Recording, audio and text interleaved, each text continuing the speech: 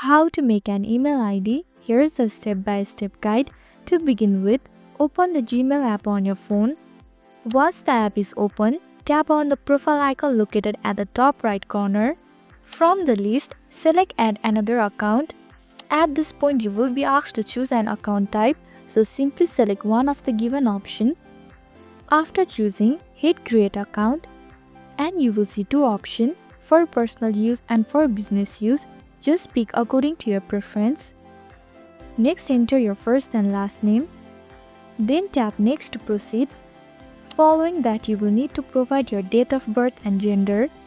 Moreover, click on Next again. You can either choose a suggested email address or create your own unique one. You're typing your email address, then hit Next. Lastly, it's time to create a strong password. Make sure it's something secure. After entering your password, click on the Next button. Finally, agree to the terms and policies. And just like that, you are done. I hope this video helped.